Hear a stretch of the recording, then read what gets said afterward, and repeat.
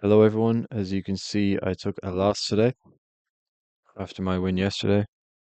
A little bit of a heavy loss because I over-risked by accident. So down 600. I made 450 yesterday, I think. So yeah, down a bit in the account, but it's okay. One loss, one win. Anyways, I'm gonna get into this trade because it was a very interesting trade on the Nasdaq.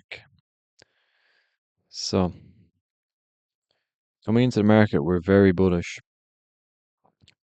Personally, I had a bearish bias because we had these stacked lows and we had a data low here, which was right above an unmitigated 1 hour. So we had tons of LRL below us. Okay. And we just swept out previous day high in pre-market. So I was looking for a Judas, boom, boom, which we kind of got. But what I didn't like is that we swept out this before getting the Judas. If we didn't sweep out, if we like came down to here and still had this low intact, I would have for sure took this Judas. But I just didn't like how we swept out liquidity before, so I faded this. But if you took it, you banked. Okay, so let's go hop in the 1 minute. So we sweep the data low and the 1 hour. The data low and the 1 hour. We still have the London session low and Asia session low intact. So I wanted a 5 minute continuation short. But what did we end up doing? We ended up getting massive rejection up, aging the fuck out of this high. We have good high time frame liquidity here.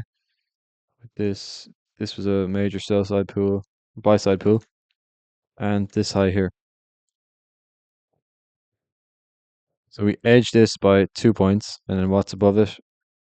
10 points above is some buy side, and then 37 points is like a major buy side pool. So I switched to bullish, and we get this 5 minute tap. I faded it because I wanted more internal LR.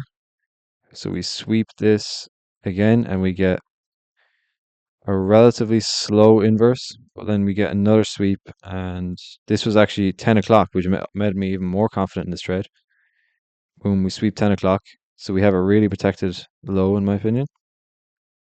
It's 5 minute internal low. The only thing I will say is this is like a small 5 minute gap, and our low is all the way down here. It's not really in the gap, if you get me. So that is something to note.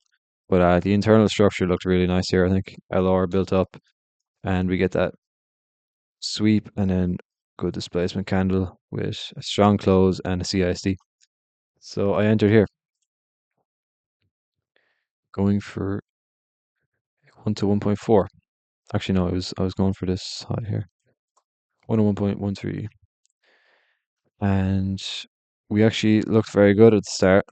I did not go break even because I saw my stop is very protected.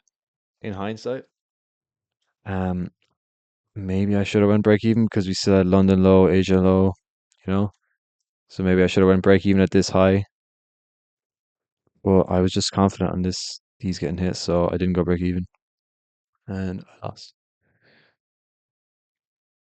And that's really it, man, for this day. We kind of just dumped from there. Yeah, so we ended up wanting to seek out the London low, Asia low, and the 4 hour right here. So I was looking at another trade. If we accumulated a fuck ton here, if we opened like 11 o'clock, got up here, swept out that if possible, and then got an inverse, that would have been prime.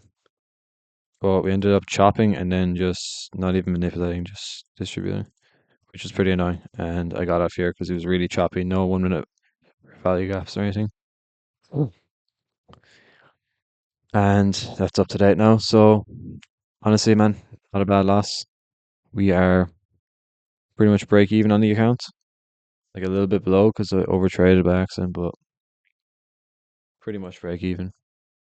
so I can't even be mad.